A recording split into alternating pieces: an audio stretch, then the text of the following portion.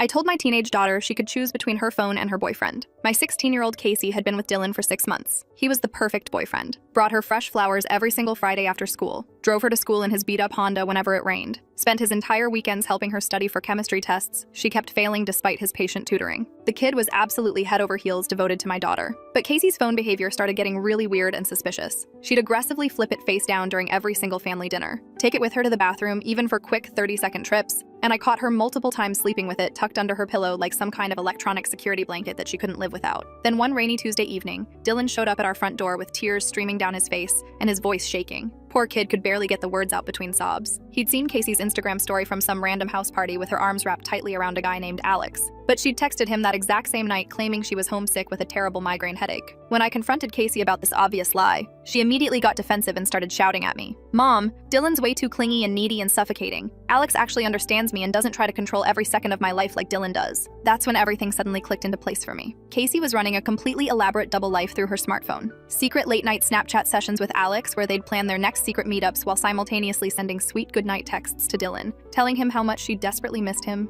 and loved him. She was playing these two innocent boys against each other like chess pieces in some twisted game. Dylan kept buying her expensive gifts and bouquets of roses, completely convinced he wasn't being a good enough boyfriend. Meanwhile, Alex thought he was this exciting, dangerous rebel, stealing her away from some boring, controlling relationship that didn't even exist. The manipulation was calculated, cruel, and sophisticated beyond her years. She'd screenshot Dylan's sweetest messages to laugh about them with Alex, then turn around and complain to Dylan that Alex was bothering and harassing her when she wanted sympathy and more attention. So I decided to give her my final ultimatum. Casey, you need to choose right now, your phone or Dylan. Pick one and stick with it for an entire month, no exceptions. She immediately gave me her phone and smirked like she'd just won the jackpot lottery. Easy choice, Mom. Dylan will understand and forgive me. He always does whatever I want. But here's what Casey didn't anticipate at all. Without her phone as a coordination tool, she couldn't juggle her elaborate double life anymore. No phone meant she actually had to spend real, unfiltered face-to-face time with both guys, instead of managing them through carefully crafted text messages and social media posts. Alex got completely bored within the first week when there was no more sneaking around or secret messaging. Turns out half his attraction was the thrill of the forbidden romance, not actually liking Casey as a person or wanting a real relationship. Dylan started noticing how completely different Casey acted when she couldn't hide behind her screen. Without constant texting to smooth things over, he saw how dismissive, mean, and selfish she actually was in person during their dates. By the end of week 2, Alex completely vanished. Casey received a message with a video of 3 girls from her class laughing, explaining they'd invented Alex entirely. They'd used an older guy for meetups, coordinated every text, watched Casey destroy Dylan for someone who didn't exist. These were girls Casey had bullied relentlessly in middle school, and this was payback years in the making. Casey had developed genuine feelings for fake Alex, and realizing she'd been played broke something fundamental in her. She grabbed her car keys, and I saw a kitchen knife was missing. I chased her to the first girl's house, but Casey was already inside, and I heard screaming.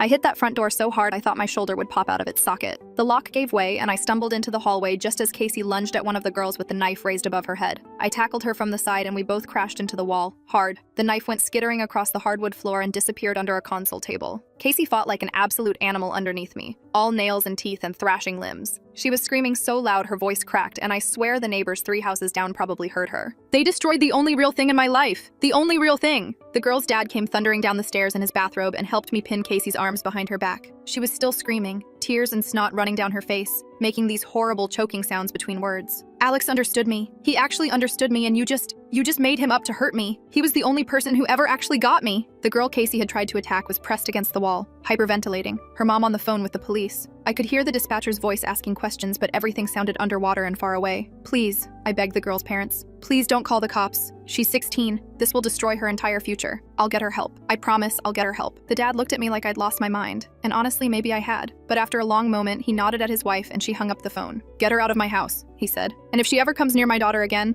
I'm not giving you a second chance." I managed to get Casey to the car somehow. She went completely silent during the drive home, which was almost worse than the screaming. I kept glancing over at her in the passenger seat. She was just staring out the window with this blank expression, like someone had unplugged her brain. But then I noticed her wrist moving, her Apple Watch. She was still getting messages on her Apple Watch, probably from those girls or someone at school who'd already heard what happened. The little screen kept lighting up with notifications, and I could see her scrolling through them with her thumb. I pulled over on the highway right there, didn't even care that cars were honking and swerving around us. Yanked that watch off her wrist so hard the band broke, and threw it out the window. It bounced twice on the asphalt before a semi-truck crushed it into basically electronic dust. Casey didn't even react. She just kept staring straight ahead like I wasn't even there, like nothing I did mattered anymore. When we got home around 10:30, Dylan was sitting on our porch steps, just sitting there in the dark with his phone in his hands, and this weird, calm expression on his face that didn't match the situation at all. Casey saw him and her whole body went rigid. "What are you doing here?" Dylan stood up slowly, brushing off his jeans. He held out his phone toward her. "I made you something. Thought you might want to see it before everyone else does tomorrow morning." He pressed play, and I heard Casey's voice coming from the speakers, loud and clear. A whole video montage of clips, maybe 30 or 40 of them, all stitched together with these smooth transitions like he'd actually spent time editing it. Casey's face in every single one, laughing with different friends at different times, saying the most vicious things about Dylan I'd ever heard come out of her mouth. He's so pathetic, honestly. Like a puppy that won't stop following me around. It's actually kind of sad. I swear to God, if he brings me one more bouquet of roses, I'm gonna lose it. Does he think I'm running a funeral home or something? Dylan thinks we're gonna get married or whatever. It's actually kind of sad. I told Becca I'm just keeping him around until someone better shows up. He's like a placeholder boyfriend. The video went on and on.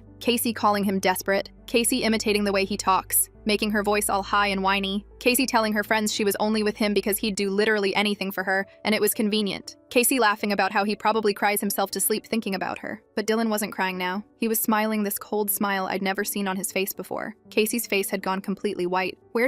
How did you? Your friends, Dylan said simply, like it was the most obvious thing in the world. The ones you sent these to. They've been sending me screenshots for months. Every single insult, every time you called me pathetic or desperate or boring. I've got all of it saved in a folder on my laptop, organized by date. You're lying. Am I? Dylan's smile got wider. He scrolled through his phone and showed her dozens of text threads. Girls Casey thought were her friends, all of them feeding Dylan information. Timestamps going back to October, November, December, 6 months of receipts. Want to see more? I've got voice memos too. That time you told Jess I probably had a small dick? Yeah, she recorded that and sent it to me. I just stood there with my mouth open. This kid had been playing her the entire time, and honestly, I didn't know whether to be horrified or impressed. Every flower I brought you, Dylan continued, taking a step closer to Casey. Every ride to school in the rain? Every Friday night I spent helping you study chemistry even though you never actually studied and just spent the whole time on your phone? That was all an act, Casey. I was documenting everything, building a case. Casey made this choking sound in her throat. Why would you? Because I wanted to prove you were exactly who I thought you were. Dylan put his phone back in his pocket. Those 3 girls who made up Alex? They came to me in September, before we even started dating. They told me what you did to them in middle school, how you spread rumors that Olivia's mom was sleeping with her tennis coach, how you photoshopped Jenna's face onto inappropriate pictures and sent them around the school. They asked if I wanted to help them get back at you. I said yes, but not because I cared about their revenge. I had my own reasons. He took another step closer to Casey, and I saw her actually flinch back, which was something I'd never seen her do before. I wanted to prove that you were irredeemable, that no amount of kindness or patience or love would ever change who you are at your core. So I played the perfect boyfriend while collecting evidence of every cruel thing you said and did. And you know what? You made it really, really easy. You couldn't help yourself. Dylan, please. I've already sent everything to Principal Hayes, and to every parent in our grade. I've got a whole email list, and I posted the whole video compilation on Instagram about 20 minutes ago with the caption, "The Real Casey Anderson." So by tomorrow morning, literally the entire school will know exactly who you are. Your reputation is done, Casey. Completely destroyed. And honestly, he laughed, but it wasn't a happy sound at all. It was bitter and sharp. You did this to yourself. I just held up the mirror. He walked past both of us, got in his Honda, and drove away. Casey just stood there frozen on the porch, staring at the spot where his car had been, her mouth hanging open like she couldn't process what had just happened. I grabbed her arm harder than I meant to. Upstairs. Now. She didn't fight me. I think she was in actual shock. I got her up to her room and told her to stay there while I tried to figure out what the hell to do next. But I couldn't stop thinking about what Dylan had said. 6 months. He'd been planning this for 6 months. Part of me felt sick about it, like this was cruel and calculated and wrong. But another part of me thought about that kid showing up at our door in tears, genuinely hurt, and wondered if maybe Casey had earned exactly what she got. Maybe this was just consequences finally catching up to her. I paced around the living room for maybe an hour, my mind going in circles. Then I realized I needed to understand how deep this went. I needed to see the real damage. I went back up to her room and found her just sitting on her bed, staring at nothing, her hands folded in her lap like she was in a trance. I didn't ask permission. I just opened her laptop, which she'd left on her desk, still logged into everything, and I started going through her files. That's when I found the folders. 19 different folders, each one labeled with a person's name. I recognized some of them immediately. Dylan,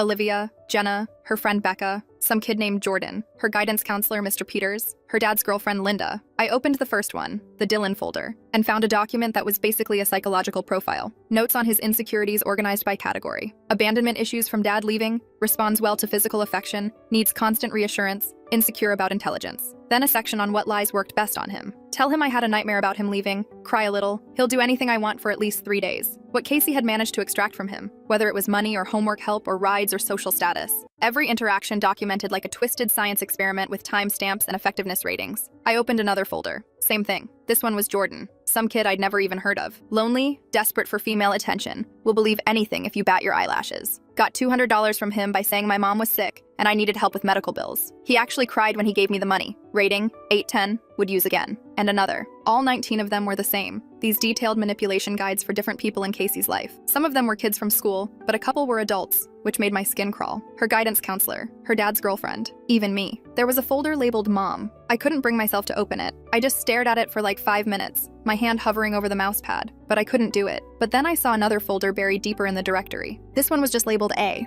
I clicked it open and my breath caught in my throat. Hundreds of pages. Actual diary entries written directly to Alex like he was a real person reading them. Screenshots of their conversations going back weeks. Plans for their future together written out in detail. Casey talking about the college they'd go to together, the apartment they'd get, the life they'd build, how she was going to introduce him to me on her 17th birthday, how she wanted to lose her virginity to him, and she'd been researching hotels and reading articles about how to make it special, how she'd been thinking about running away with him to start over somewhere new, where nobody knew either of them and they could just be themselves. This wasn't like the other folders at all. There was no clinical analysis, no manipulation tactics, no ratings. This was real emotion, raw and desperate and completely genuine in a way I hadn't seen from Casey in years, maybe ever. The Revenge Girls had accidentally created the one person Casey had ever wanted to be honest with. I heard footsteps behind me and turned to find Casey standing in the doorway. Her eyes went straight to the laptop screen and she saw exactly what I was reading. "Get out of that." Her voice was flat and cold. "Casey, I said get out of it." She crossed the room in 3 steps and slammed the laptop shut so hard I thought she might break the screen. "That's private. You have no right. You have files on 19 different people documenting how to manipulate them," I said. "Nothing in here is private anymore. Nothing." She picked up the laptop and held it against her chest like I might try to grab it. The others don't matter. They were just practice. Just ways to get what I needed. But Alex was different. Alex wasn't real. "I know that!" She was screaming now, her face turning red. "I know he wasn't real, but what I felt was real. For the first time in my entire life, I actually wanted to be honest with someone. I was going to tell him everything." "Tell him what?" She started pacing back and forth across her room, still clutching the laptop. "About Dylan. About all of it. About how I'm empty inside and I don't feel things the way normal people do. I don't feel guilty when I hurt people. I don't feel bad when I lie. I just feel nothing most of the time. But with Alex, I felt something. I actually cared. I thought if Alex knew the real me and still loved me, maybe I wasn't actually broken. Maybe there was something in me worth loving. What about all the people you broke along the way?" I asked. "Dylan and everyone else you manipulated? They're real people with real feelings." Casey stopped pacing and looked at me like I'd asked her to explain calculus to a toddler, like the question was fundamentally stupid. "I didn't love them, so it didn't count. It only counts if you actually care about the person.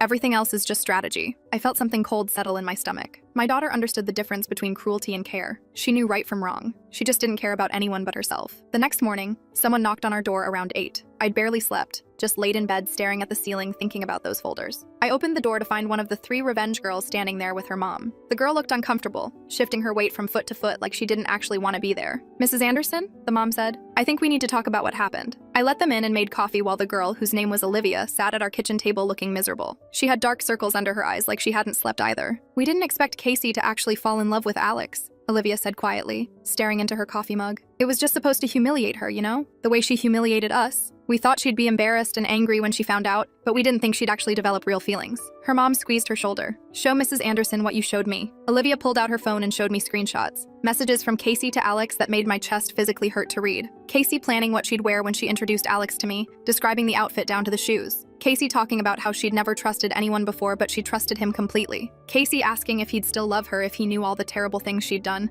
listing them out one by one like a confession. "She was all in," Olivia said. "Like completely all in. We created this fake person and she fell in love with him for real. She sent him like 100 messages a day. Good morning texts, good night texts, random thoughts throughout the day. She talked to Alex more than she talked to Dylan." Her mom put a hand on Olivia's shoulder. "We think Casey needs professional help. What happened yesterday with the knife, that scared us. My daughter woke up screaming last night. We're not pressing charges, but we think you need to get her evaluated by someone." After they left, I sat at the kitchen table for a long time just thinking. Then I went upstairs and knocked on Casey's door. "Go away," she called. I opened it anyway. She was lying in bed, still in the same clothes from yesterday, looking like she hadn't slept at all. I sat down on the edge of her bed and showed her the screenshots from Olivia's phone. Casey took the phone from my hand and stared at the messages she'd written. Her face didn't change at all, just stayed completely blank. "They showed you those? Why would they show you those?" "Because they're worried about you. Because yesterday you tried to stab someone." "I wasn't going to actually hurt her," Casey said, but her voice had no conviction. "I just wanted to scare them. Make them understand what they did to me. What they did to you? I repeated. Casey, you bullied these girls for years. You made their lives hell. That was middle school. That was forever ago. She handed the phone back to me. I was planning to tell Alex everything. I practiced what I'd say like 100 times in the mirror. I was going to tell him about the manipulations, about Dylan, about all the people I'd hurt. I thought if Alex knew the real me, the actual worst parts, and he still wanted to be with me, then maybe I wasn't broken.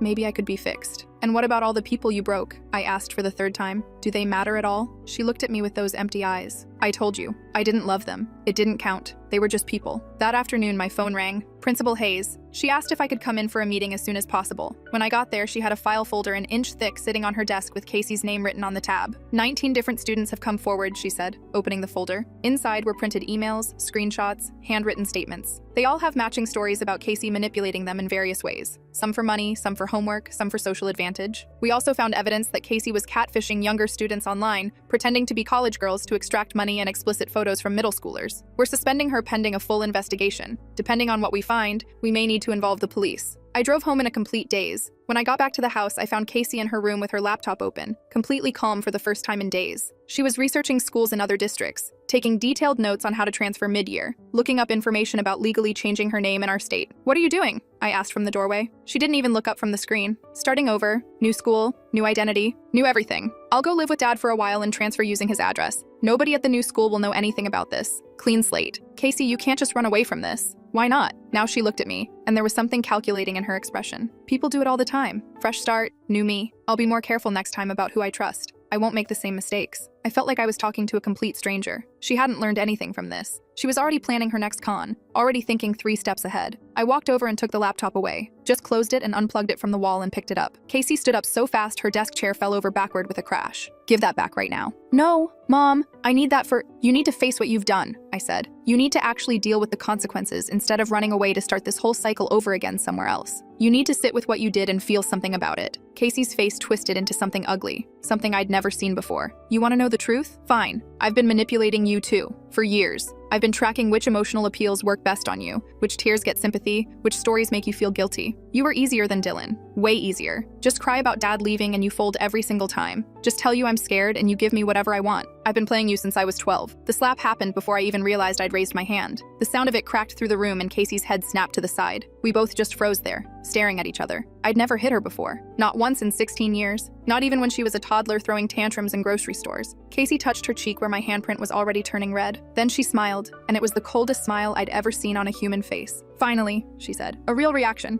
A real? That's the first genuine thing you've done in years. 2 hours later, Dylan came back. I was sitting in the living room trying to process everything, trying to figure out what kind of mother raises a child like this, when I heard his car pull up outside. He came to the door with a manila envelope in his hands, the kind you use for important documents. These are for Casey, he said. Printed transcripts of her messages to Alex, every single one. I want her to read them out loud to you. All of them. Dylan, I don't think that's— I'll read them at a school assembly if she doesn't, he interrupted, and his voice was hard. I've already asked Principal Hayes. She said she'd allow it given the circumstances and the fact that Casey's being suspended anyway. So Casey can read them to you in private, or I can read them to 300 students tomorrow morning. Her choice. I called Casey downstairs. She took one look at Dylan standing in our living room with that envelope, and I watched all the color drain from her face. No, she said. Absolutely not. Get out of my house. School assembly it is then, Dylan said cheerfully. I'll even make a PowerPoint. Put her face on every slide. Wait. Casey walked down the rest of the stairs and grabbed the envelope from his hands. Fine, I'll do it. But then you leave and you never come back here. Deal? Deal. She opened the envelope and pulled out what looked like 50 pages of printed messages, single-spaced. Her hands were shaking as she started reading. Dear Alex, I've never told anyone this before, but sometimes I feel like I'm watching my own life from outside my body. Like nothing I do actually matters because I don't feel it the way other people do. But when I talk to you, I feel like I'm actually inside my life for once. Like I'm real. Her voice cracked. She kept reading. I know I've done terrible things to people. I know I'm not a good person. I've hurt people on purpose just to see if I could. But I want to be better for you. I want to be someone who deserves you. I think you might be the only person who could make me want to change. 20 pages in, she was crying so hard she could barely breathe, barely see the words on the paper. I was listening to my daughter's only honest emotions. Every raw confession and vulnerable hope, all of it directed at a person who'd never existed. It was like watching someone grieve their own capacity for love. I've been thinking about our future together. Where we'll live, what we'll do. I want to introduce you to my mom on my 17th birthday. I think you'd like her. I think she'd like you too, once she got to know you. I've never wanted her to meet any of the guys I've dated before, but you're different. Everything about you is different. You make me want to be honest. Casey got to the last page and just stopped. She couldn't read anymore. The paper was shaking in her hands. Dylan took the pages from her. Now you know what it feels like, he said quietly. To care about someone and have them destroy you. To trust someone and find out it was all fake. That's what you did to me, Casey. Except I knew the whole time. You didn't even get the mercy of ignorance. After he left, Casey just sat on the couch staring at nothing, tears still running down her face, but silently now. I sat down next to her, not sure what to say, not sure if there was anything to say. I want to find the real person who played Alex at the meetups, she said after a long silence. If I can find him and explain that it was real for me, maybe we could actually date. Maybe he felt something too when we met in person. Maybe there was a connection. And that's when I finally understood. She still didn't get it. She still thought her feelings mattered more than her actions. She still thought she could apologize her way into getting what she wanted, that the right words would fix everything. Casey, no one from those meetups is ever going to talk to you again. You know that, right? She turned to look at me with this calculating expression that made her look so much older than 16. They will if I apologize right, if I'm vulnerable enough, if I make them understand that I actually cared. The next day, the 3 revenge girls showed up at our door with their parents. They'd clearly coordinated this whole thing, probably had a group chat planning it. The parents did most of the talking while the girls stood there looking uncomfortable, like they wished they were anywhere else. We want Casey to make a public apology video,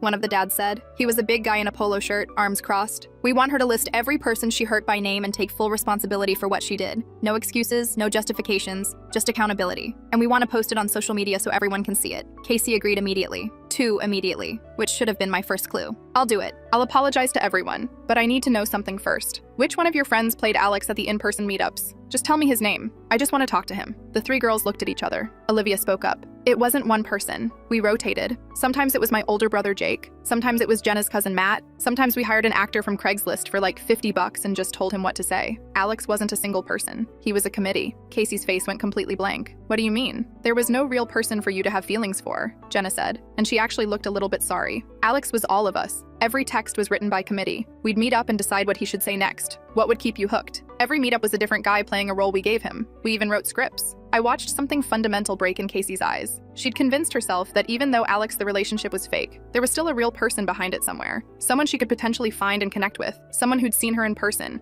and maybe felt something real even if he didn't know the full context. But there was nothing. Just a rotating cast of strangers reading lines, playing a character these girls had created specifically to hurt her. We set up Casey's phone to record the apology video. She sat in our living room with the 3 girls and their parents watching, everyone in a semicircle around her like an audience. I pressed record and she started talking, reading from a list she'd written on notebook paper. My name is Casey Anderson. I want to apologize to the following people for manipulating and hurting them. She started listing names. Dylan, Olivia, Jenna, Caitlin, other kids from school whose names I recognized from her folders. Her tone was completely flat, emotionless, like she was reading a grocery list at the supermarket. I'm sorry for what I did to you. I was wrong. I hurt you, and that wasn't okay. She got about halfway through the list and then just stopped. She looked directly at the camera, and I saw something shift in her expression. Actually, no, I'm not sorry I hurt you. I'm sorry I got caught. The only thing I regret is believing Alex was real. If I'd known he was fake from the start, I would have been more careful. I would have protected myself better. I would have won this game. She reached over and deleted the recording before anyone could stop her. Just tapped the trash icon and it was gone. Get out of my house, she said to all of them. We're done here. This was a waste of time. The parents started threatening legal action, but I knew Casey was untouchable, and so did they. She was a minor. Everything had happened online or at school. The catfishing stuff was bad, but the police would probably just give her a warning. There was no case that would actually go anywhere, and they knew it too. They left angry, but they left. That night, I couldn't sleep. Around 2 in the morning, I got up to check on Casey and found her in her room doing something that made my skin absolutely crawl. She'd taken a black Sharpie and was writing on the dark screen of her old phone, the one I'd confiscated on the first day, writing a message like she was texting someone who could actually read it. I stood in the doorway reading what she'd written. Dear Alex,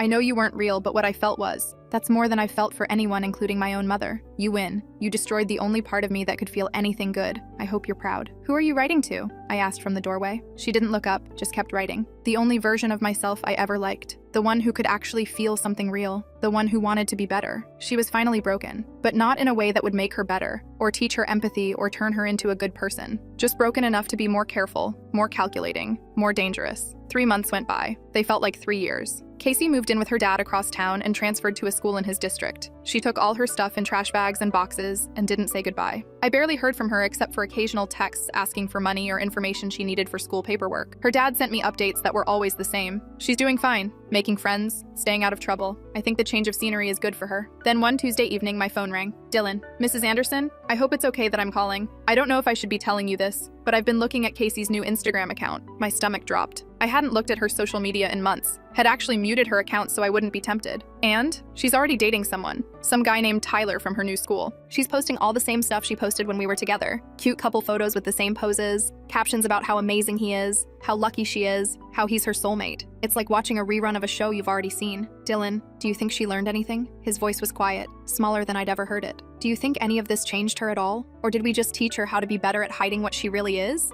I pulled up Casey's Instagram on my phone while he was talking, scrolled through her recent posts from the last few weeks. There was Tyler, tall, athletic-looking, smiling at the camera with his arm around my daughter. Casey looking up at him with this adoring expression I recognized immediately because I'd seen her use it on Dylan 100 times. Different boy, exact same performance. Even the captions were similar. Lucky me and how did I get so blessed? And every day with you is an adventure. My phone buzzed with a text while I was looking at her Instagram, a number I didn't recognize. Hi, Mrs. Anderson, this is Tyler. I'm dating your daughter, Casey. I got your number from her dad's phone when we went to his place for dinner. I just wanted to reach out and say that Casey is honestly the most amazing person I've ever met. Is she always this wonderful? I feel like I hit the jackpot. I stared at that message for a long time. My fingers hovered over the keyboard. I typed run and looked at it, then I deleted it. Typed, she's not who you think she is, and deleted that too. Typed, check her phone when she's not looking, and deleted it. Tyler was going to learn about Casey the same way Dylan did, the same way everyone eventually did, the hard way. And maybe he needed to learn it himself. Maybe that was the only way anyone ever learned anything real. I put the phone back to my ear. She learned exactly what she wanted to learn, Dylan. How to not get caught next time. That's what I thought, he said. I just wanted to make sure I wasn't crazy for thinking that. Thanks, Mrs. Anderson. I hung up and sat there in my living room for a long time, looking at Tyler's text message. Then I blocked Casey's number. Some people don't get better. They just get better at hiding.